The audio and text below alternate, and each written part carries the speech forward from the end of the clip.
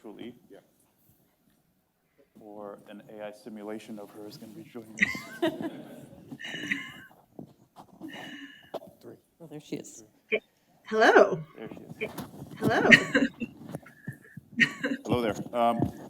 So I guess Eun Young couldn't join us because of DOJ policy around attending events. Is that right? Yeah, I think Can you it's hear me? because we're still trying to be pretty about the pandemic. So here we are virtually. Yeah. So it's great to have such a great representation of regulators here. We've spoken a lot at this conference about the benefits of blockchain, digital asset technology. For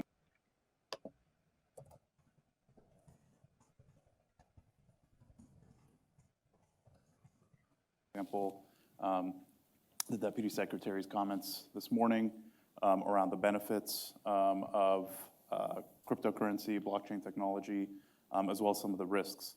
And you all in your respective roles are going to play, I think, a critical role in your agencies overall, as well as some other agencies, are going to be playing a critical role in terms of providing the legal and regulatory certainty to really realize these benefits, but also taking the lead on addressing some of the risks that have also hindered broad-scale participation in these markets. So it's great to have you here. So let me get started. So Eun Young, you can hear me. So we've seen a lot of movement at the DOJ around crypto and ransomware. And recently, they created a ransomware task force, and I think you were involved in the creation of that. Could you just tell the audience here a little bit about what they've been doing and what their goals are going to be? Sure, and thank you for having me here today, Salman, and to Chainalysis. And I'm so happy to see Michele and Val. I don't know if you guys can hear me. Can you hear me? We can't hear you. Yes, I can hear you. Can you hear me? Hello? So maybe we will come back to her. Sorry. That's awkward. All right, so Michele. Oh, there we go. Oh, good. She's back? Oh, there we go. Okay, great. That's weird. Speaking of technology. So I'm sorry about that. I think part of the issue here is you're trying to there's a little bit of feedback, so you can hear myself. I'm going to just mute you for a second while I answer the slightly less awkward apologies. Happy to be here today. I'm really happy to be on a panel with Michele and Val, who I've been working with in this space for quite some time now. And obviously, Treasury and SEC are going to have been leaders in regulations in this area and will continue to be going forward. I just wanted to note that my comments here today are being made in my personal capacity and should not be taken as statements by the department. And the ransomware, so obviously ransomware is a key example of one of the cyber threats that the department has been dealing with quite some time. Traditionally, it's been seen as a criminal threat because these actor groups oftentimes work through organized transnational cross-border criminal organizations, often emanating from Eastern Europe. It's obviously an area of highest concern across the administration. And as such, we wanted to make sure sort of early on when the leadership got into place that they were making sure that the department was bringing all of its tools to bear to deal with the ransomware issue in particular and all of the authorities that we have in order to combat this particular threat. Because obviously it has not only the cyber component, but it is an issue that has what we call a blended component, because the implications of what victim companies might be implicated or hit by these types of attacks obviously has national security implications, as has been evident by some of the recent attacks against such entities such as Colonial Pipeline and the like. And so through the task force, we wanted to make sure that all of our components are well situated to be working together and in an organized fashion to bring all of its authorities to bear on the threat, to make sure that we're disrupting, investigating, and prosecuting the bad actors and finding ways to attack not only sort of the ransomware variants in the groups in which they operate, but also the entire ecosystem, including illicit cryptocurrency platforms that allow for these bad actors to flourish. And so, we're making sure that we're internally well coordinated, that we have the resources, that we're bringing and making sure that our prosecutors and our agents are well situated to handle the task at hand, but also using it as a metric and a means to coordinate across the interagency, working with our law enforcement partners and other agency partners across the federal government, as well as with the private sector, because I think everyone has a unique vantage point and has their own tools that they can help use to have the most impactful sort of actions that can be taken across this particular threat actor set. So that's sort of what we're doing with the task force. It's trying to enhance and make sure that we're focused on this particular threat and using all of the available tools that we have to address it. Thanks, Eun Young. Michele, so FinCEN is going to be taking the lead on things like implementing the FATF guidance that was updated last week. Could you tell us a little bit about some of the initiatives that FinCEN is going to be undertaking? Anything in connection with CBDCs, digital currency generally? Could you tell us a little bit more? Sure. So the FATF guidance that many of you have looked at, I don't know how many of you have read all 111 pages of that fabulous document. The nice thing about us here in the United States is that a lot of the provisions within both the recommendations and, as explained a little further in the guidance, really mirror what we already have in place here from an AML-CFT perspective for the Bank Secrecy Act. And so there are not a whole lot of changes, at least from our perspective, here in the US as to how we need to adjust our regs. But what I think the work that we have to do going forward is to try to help and encourage our other member jurisdictions of the FATF around the world in either putting in place those regulations that don't exist at all, or helping them to implement and perhaps enforce their regs that may be on the books, but that they're not, where they're not actually effectively examining the VASPs or maybe enforcing activity that's facilitating activities, for example, some of the ransomware activity that Eun Young mentioned. And so that's really the work, I think, from our perspective. And FinCEN specifically, because we are both the supervisor, the regulator in the AML space here in the States, but also the financial intelligence unit, we have really good relationships with our financial intelligence units across the globe. And so sharing information about the typologies in illicit finance that we're seeing, particularly now with ransomware, and also when they come to us and ask, how have you conducted exams in the United States? What have you considered when you decided that you needed to bring enforcement actions? Hey, we don't have anything in the books. Would you take a look at this and see, do you think we're getting it right as far as the risk-based assessment and the things that we need to be considering when we're putting our regulations together? And so we, as busy as we are with the Anti-Money Laundering Act, all the innovation and the various things that we have to do on a very tight congressional deadline at FinCEN that has nothing to do with virtual assets, it is a priority for us to assist our the other jurisdictions when they say, hey, will you talk to us? Will you share the information that you're seeing? Will you help us to develop our regulations and guidelines so that not only we're going to be in line with the FATF standards and we don't get dinged by FATF, but also, more importantly, how can we actually allow this really cool innovation with this technology and these companies in our countries, but still sufficiently mitigate the illicit finance risk. And so that's, I think, one of the biggest focuses that we have right now. Thanks, Michele. Yeah, I'm going to come back to the AML Act. I think that'll be interesting for the audience. Val, so the SEC, specifically, I think Chair Gensler, have been quite active in speaking about stablecoins, digital asset technology in general, cryptocurrencies. Could you just give the audience a summary of what the chairman's stance is vis-a-vis this technology, some of the recent statements he's made, as well as some of the policymaking items that are outstanding in this space. I understand there's, I think, three or four requests for comments that have been recently issued. And then also, if you could give us an overview of kind of the enforcement focus, from your perch. Sure, and thank you again for having me here. I was here a couple of years ago, and it's a real testament, I think, to science and technology that we can all be here again today. So great to be here. I have to give my standard disclaimer, too, that what I say doesn't necessarily reflect the views of anyone else I work with, except that now you've asked me to kind of paraphrase the chair's position on things. It's a little awkward, so here we go. And I apologize to Chair Gensler if I get this wrong, but essentially... I was at the CFTC, and one of the ways you would get called to the principal's office was if you misrepresented what he said. So you've really put me on the spot here, and my job is on the line.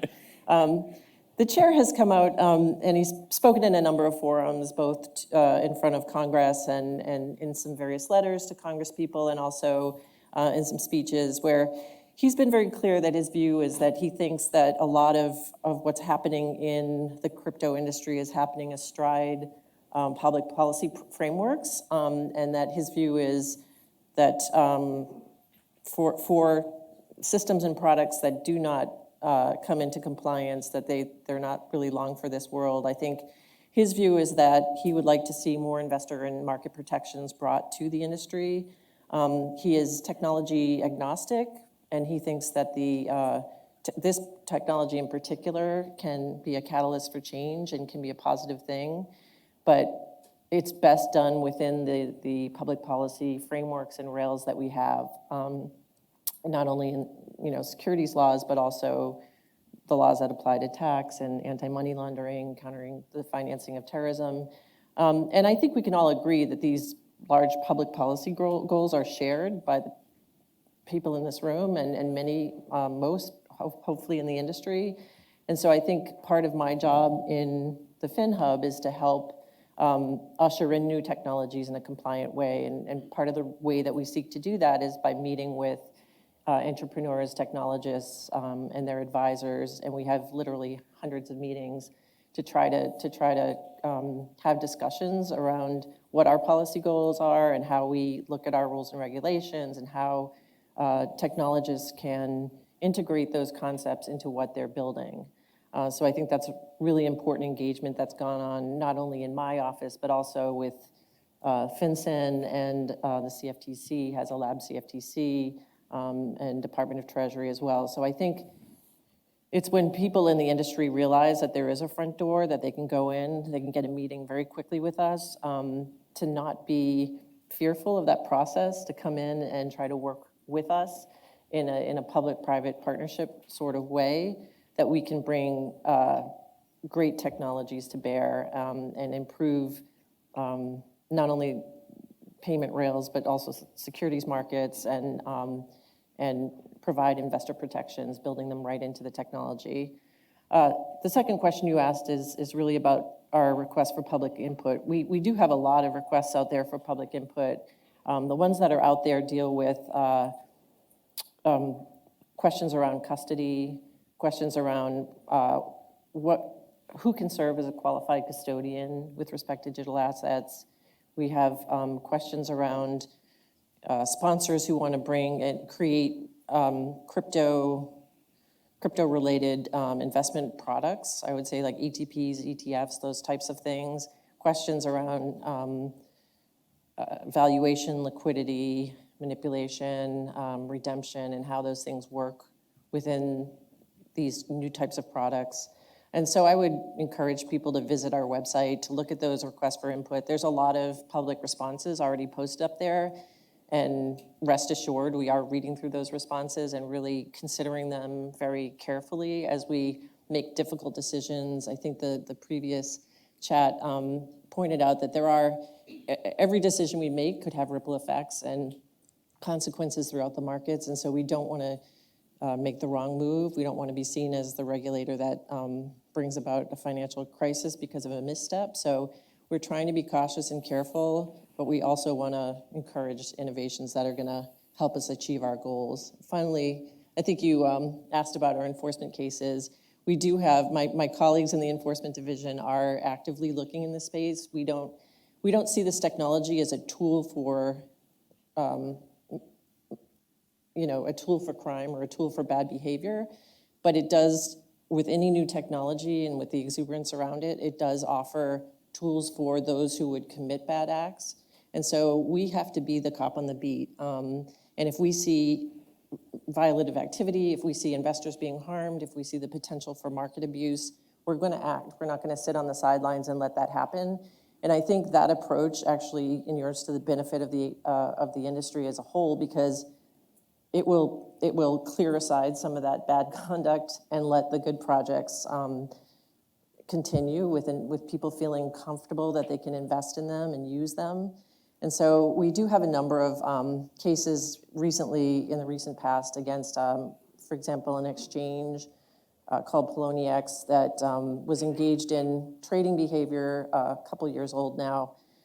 But we charged that exchange for operating as an unregistered securities exchange and settled that case. We've brought a fairly large case, BitConnect. This was a large global kind of scheme that raised $2 billion. We've charged a number of individuals in connection with that conduct. We brought a case against a platform called CoinSchedule for touting securities without disclosing the source, nature, and amount of compensation, which is against the law. And so there's a number of fairly big cases. And one of note recently is we charged a firm that was operating a program called the DeFi Money Market, was purporting to use decentralized finance and offering a so-called money market. It raised maybe $30 million in a couple different ways, using a couple different kinds of tokens. One of them was a governance token. And we charged that conduct. And so that kind of sums up some of the recent activity. I will say that we're going to continue to bring cases involving the whole spectrum of violative activity, including unregistered offerings, fraudulent offerings, unregistered types of activity like acting as an unregistered broker-dealer or exchange. And those really are meant to provide the investor protections and market protections that we have to provide in this space as across all the securities markets. Thanks, Val. So I got a question for Michele and Eun Young. I think you both have a perspective on the DOJ's crypto task force. Could you, maybe Eun Young, you could start, and then Michele, I know you were in the asset, the money laundering and asset recovery division group as well at DOJ, and so you might have some perspective there. But Eun Young, could you tell us a little bit more about that task force, what its goals are, how it relates also to the ransomware task force? I think that'd be interesting for the audience as well.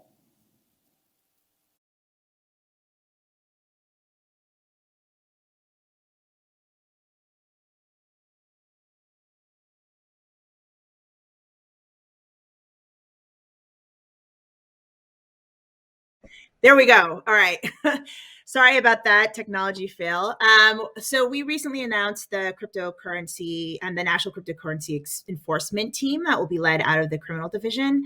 And as you mentioned, and Michele was part of and is, intimately familiar with, the department has been working in the cryptocurrency sphere to combat its misuse for quite some time, both on criminal cases and in the national security area.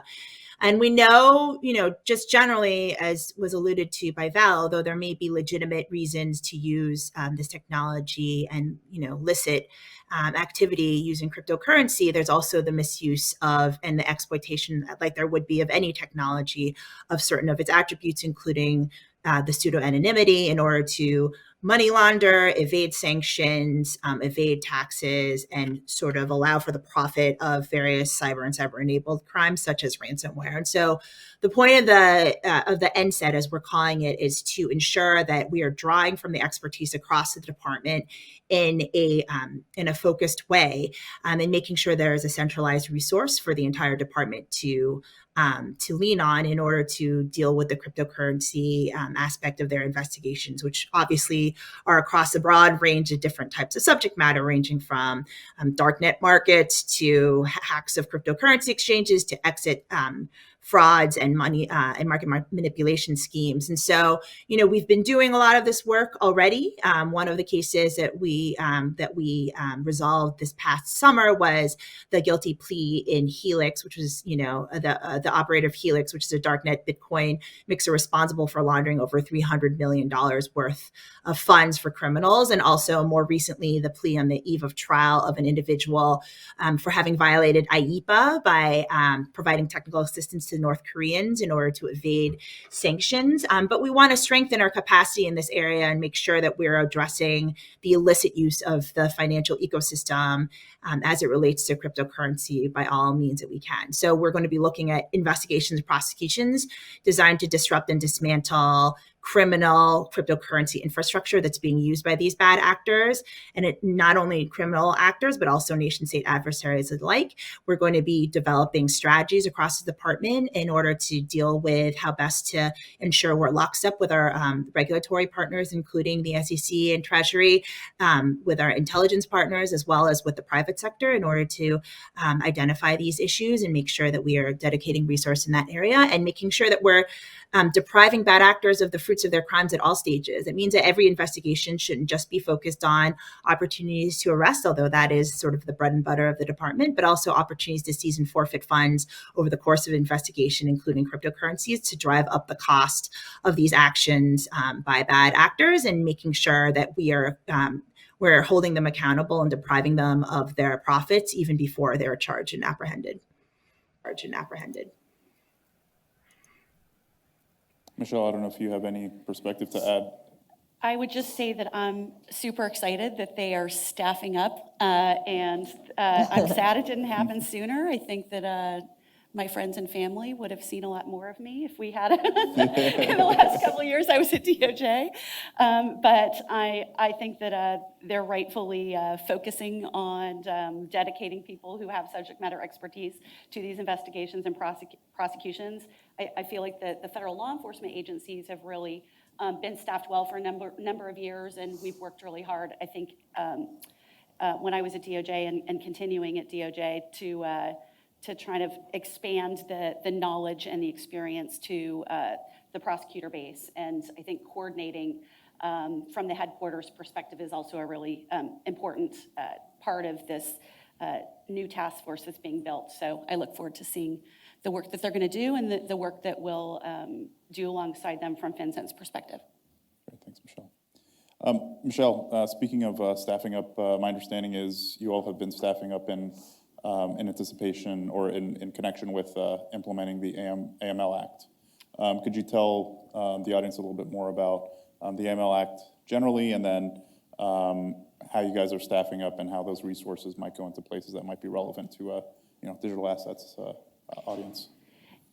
Other than I think the staffing and knowing that we're going to get a number of appropriations for increasing both our capacity and some of our tools at FinCEN, the AMLA doesn't have a whole lot of specific stuff related to virtual assets. So the primary change that we saw is that we had some statutes that didn't really match up from a language perspective with regs, and so where you see that term value that substitutes for currency to describe CVC, virtual asset types of products that would come under the purview of at least those money transmitters that provide those products that would come under the purview of the Bank Secrecy Act. There was addition of that language throughout the regs so that we would have consistency. And so that's important, obviously, for industry to understand what their obligations are, that there's consistent language.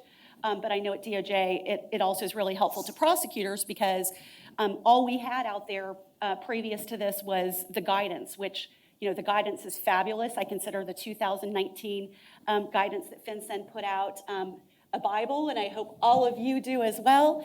But that guidance isn't binding on a federal judge when you're bringing a prosecution, and so having more robust, consistent regulations that it's clear to the actors out there and the industry that we supervise, that this stuff is covered that, by the BSA, that I think was the most helpful takeaway. And then, of course, once we get all of the money that they promised from Congress for the staffing, we have actually created within some of our existing divisions specific cyber and emerging technology sections. So instead of, for example, in our enforcement division, having the money transmitters and crypto industry under just the full MSB section, which also has casinos and Western Union and just a whole broad swath of stuff that's very, very different. Now we actually have a dedicated team to focus on those examinations, enforcement actions where appropriate, for the virtual asset service providers out there. So that's probably one of the biggest changes. So Val, my understanding is you're involved in some of the review of the stablecoin and drafting of the stablecoin report that came out. Speaking on behalf of, I think, a lot of people in the industry, we were kind of surprised at the conclusions, punting and giving the ball to Congress when it comes to their main, policy recommendation. Could you give us just a very quick summary of the stablecoin report, what prompted it, what it contains, and what the recommendation was? Sure. So the President's Working Group on Financial Markets is comprised of the heads of the Treasury, CFTC, SEC, and the Fed. And in the summer of this year, Secretary Yellen reconvened the group to look at stablecoins and the risks that they pose and the gaps that there may be, and to come up with recommendations. For this effort, we also had the OCC and the FDIC join. The report, I encourage you all to read it. The report really talks about a couple different things. First, it acknowledges the way that stablecoins are currently being used in the markets, which is predominantly and primarily for speculative investment and trading and lending and borrowing. Stablecoins are used, you probably all know, in so-called CeFi arrangements, also in DeFi arrangements, and really provide a pretty seamless bridge between different applications on the blockchain protocols and spaces on the blockchain. Unfortunately, they also provide a way for people to sidestep a lot of the protections that have been put in place in traditional rails, such as AML, KYC, CFT, tax evasion, sanctions, and the like. Because of the way that the markets are currently operating, there are a host of market and investor protection considerations and risks that are currently out there. And I think the report does a good job explaining what those risks are. The report also acknowledges that there are potential future uses as payment systems or remittance cases, and if those are largely adopted on a mass scale, they can present certain risks. So I think the report focuses on stablecoins that are fiat-based, one-to-one, that are going to be used in payment systems. The focus of the report really is on providing recommendations about the prudential risks that such a payment system can pose. The market risk section, which is a lot of what my agency looks at, the report acknowledges that there are significant authorities already within the CFTC and the SEC. Those authorities have been used and are continuing to be used and will be used to the extent that there are, that these stablecoins or the stablecoin arrangements present securities, commodities, or derivatives thereon. So the risks acknowledged by the report that pertain really to prudential risks on a payment system are kind of threefold. The first is the run risk. If people start losing confidence in the stablecoin itself or in the assets that underlie the reserve or whatever's backing or collateralizing the stablecoin, then there could be runs on the stablecoin and resulting fire sales. And we've seen that happen in other contexts. The second set of risks has to do with the failure of the payment system itself. If there's an operational failure, something goes wrong, then there will not be continuity and there'll be disruption and people will be harmed who are using the system. And the third really has to do with more monetary policy, financial stability risks, which would obtain if the system grows to the point of mass adoption. To address those risks, there's a set of recommendations, as you mentioned, to Congress, that Congress legislate to provide a federal prudential framework around stablecoin issuers, and that framework would extend beyond the issuer to other components of the ecosystem, and that there should be a robust framework around these prudential concerns so that run risks or failures or monetary stability is not brought to bear. So from our perspective at the SEC, our chairman put out a statement in response recognizing that as currently used, stablecoins used predominantly in trading, lending, and borrowing really present the market risks that the market regulators have been addressing and will continue to address, and has really charged the staff with bringing, working with the CFTC, working with our federal regulators, FinCEN, to bring market protections and investor protections to bear using the extent of our authorities to do so. So that about sums it up. Yeah, I mean, what I found interesting about the report was it didn't give specific direction to the SEC, CFTC, and other regulators that, arguably have some hooks into the stablecoin asset class to implement regulations that would kind of, adapt regulations to the new technology. Instead, they kind of punted to Congress to, give the banking regulators authority, specifically the FDIC. And then the way they contemplate regulating stablecoins would be actually at a much higher level than even I think what some banks that are that have issued or thinking about issuing stablecoins have thought about in terms of the depository insurance, which it raises the bar quite a bit in terms of the regulatory expectations. On Young, one thing I've always I'm sure you've seen these articles about these ransomware millionaires, driving their Lambos in Moscow, and I've always been really, frustrated as an American to see these guys, making off like millionaires for abusing consumers here and companies here in the U.S. I was really pleased to see that last week that the DOJ successfully extradited a ransomware hacker, Vladimir Dunayev, who was involved in the trickware case. Now, in this case, it wasn't from Russia; it was from Korea. And I think I'd be curious to know, what the DOJ is trying to do to bring these bad actors to justice. Sure, and I think you highlighted one of the challenges that we face in law enforcement, which is that in many instances, there are certain countries that act essentially as safe havens for these cyber criminals to act. One of them being traditionally Russia, another one China, and partially that's because that even if they're not tacitly sort of sanctioned by the state, they're certainly allowed to act within the state borders and conduct these hacking activities with impunity without any consequence.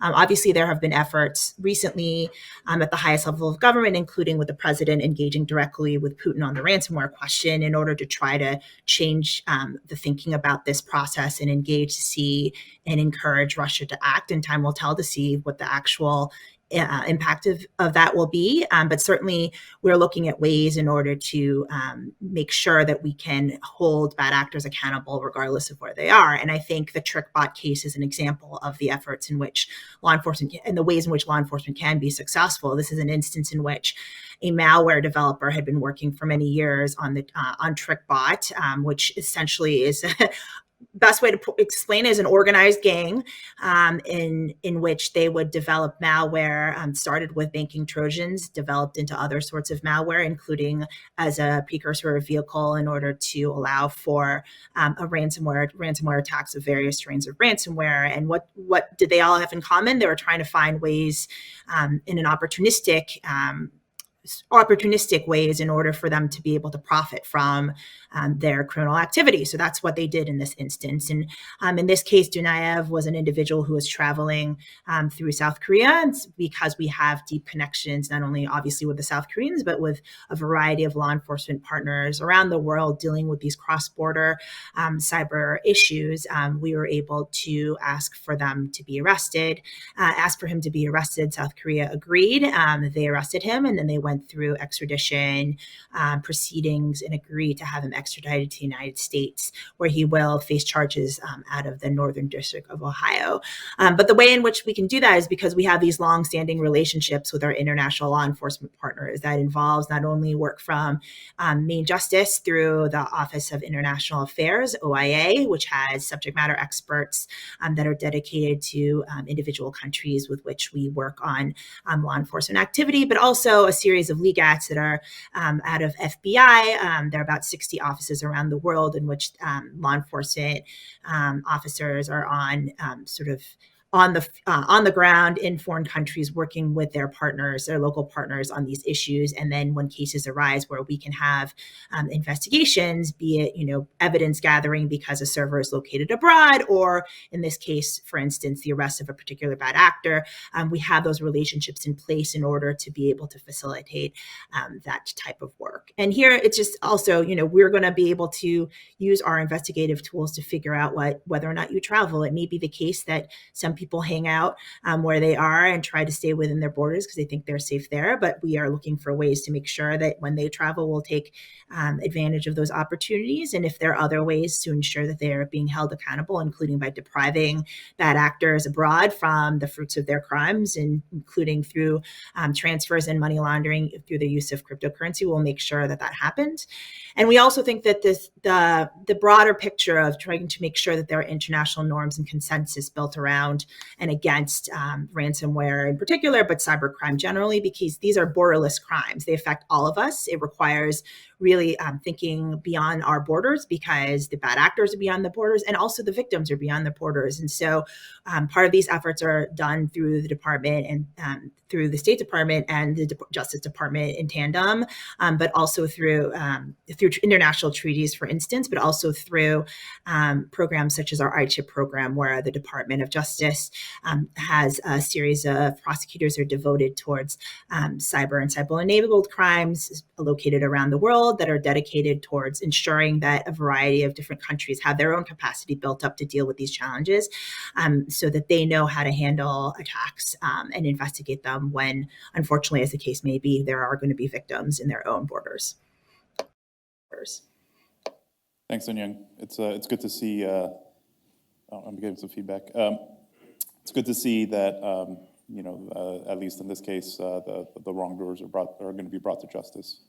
One thing, Val, I'm sure you've seen this, and I'm sure you get as frustrated as I do as a former regulator myself, kind of the mischaracterization of the jurisdiction of the various regulators and how there's a supposed conflict between the CFTC and the SEC and the bank regulators over who should have jurisdiction over the crypto markets.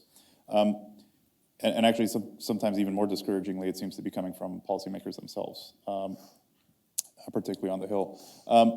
Could you tell us a little bit about how jurisdiction over crypto works between the various regulators, particularly the one that seems to be politicized the most, the one between the CFTC and the SEC? Sure. Easy question, huh? There's two overarching points, I think, to kind of set the stage. First is that in the United States, of course, financial activity is highly regulated, and different parts of it are regulated by different concurrent and overlapping jurisdictions, both federally and in the states.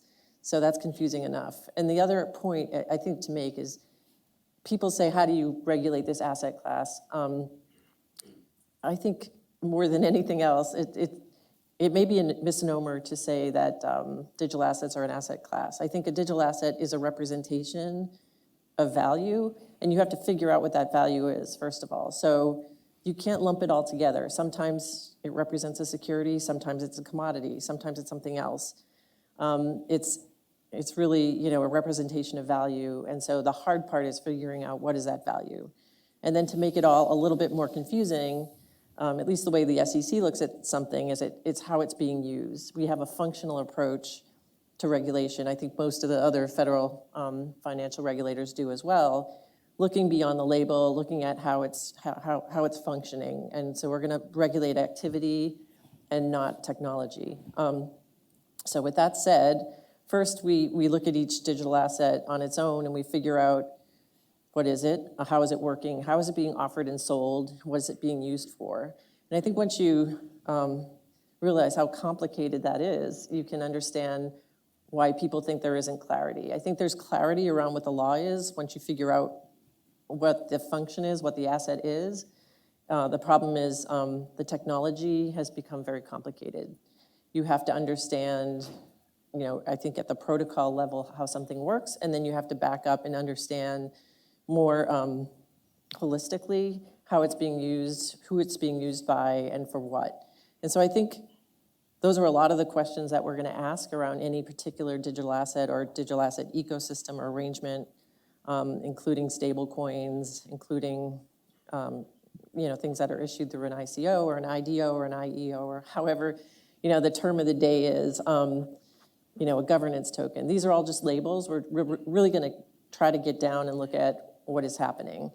And so when you do that, you can start to say, this looks like capital raising to fund a project where people expect profits to be generated on the efforts of the others. So, that's a security. Or somebody looks at something else and says, this is just custodial receipt for something.